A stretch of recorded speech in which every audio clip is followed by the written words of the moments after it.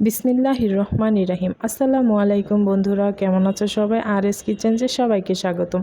প্রতিদিনের মতো আজকেও নতুন আরেকটি রেসিপি নিয়ে হাজির হয়ে গেলাম। আজকের রেসিপি খুবই লোভনীয় একটি রেসিপি, লোনা ইলিশের ভর্তা।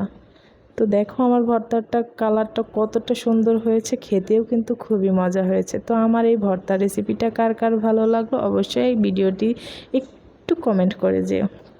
তো দেখো আমি লোনা ইলিশটাকে এইভাবে দেখিয়ে দিচ্ছি, কত বড় একটা লোনা ইলিশ। এইখান থেকে আমি জাস্ট 2 টুকরো লোনা ইলিশ নিয়ে নিব। তো চুলাতে বসিয়ে দিয়েছি কড়াইটা গরম হয়ে গেলে এখানে দিয়ে দিব রান্নার রেগুলার তেল। আর এই যে দেখো মাছটাকে কিন্তু আমি কেটে কুটে ধুয়ে পরিষ্কার করে পানি ঝরিয়ে নিয়েছি, জাস্ট একটু তেলের ভিতরে ভেজে নেব। এই পর্যায়ে এখানে শুধু মাছটাই দিয়ে দিলাম, আর কোনো কিছুই কিন্তু অ্যাড করব না, শুধু মাছটাই ভেজে নেব। তো দেখো আমি উল্টিয়ে পাল্টিয়ে সুন্দরভাবে একটু মুচমুচে করে ভেজে নিচ্ছি।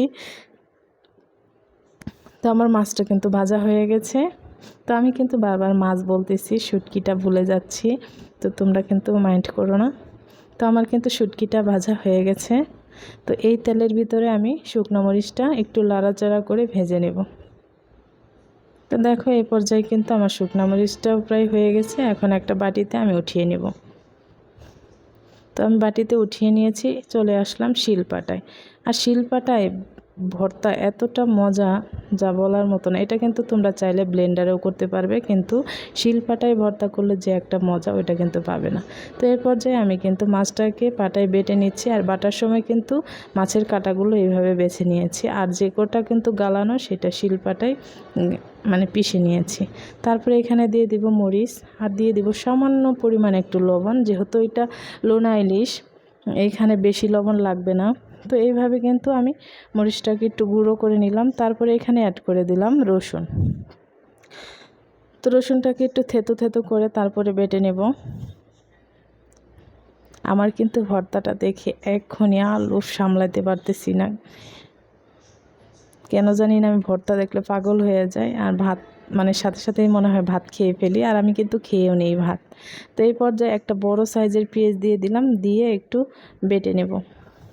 তো এখানে কিন্তু আমি 2টা পেঁয়াজ দিয়েছি, তোমরা চাইলে একটাও দিতে পারো।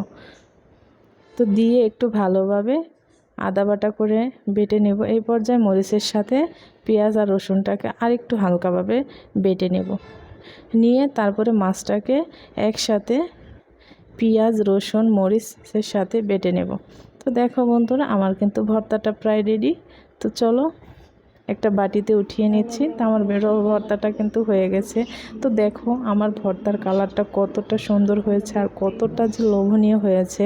আমি কিন্তু ভর্তা করার সাথে সাথে পাটায় বেটে ভাত খেয়ে নিয়েছি, অনেক মজা হয়েছে। তো আমার ভিডিওটি যদি তোমাদের ভালো লেগে থাকে অবশ্যই আমার চ্যানেলটি সাবস্ক্রাইব করবে, লাইক করবে, কমেন্ট করবে, শেয়ার করবে। সবাই ভালো থাকবে, সুস্থ থাকবে। আল্লাহ হাফেজ।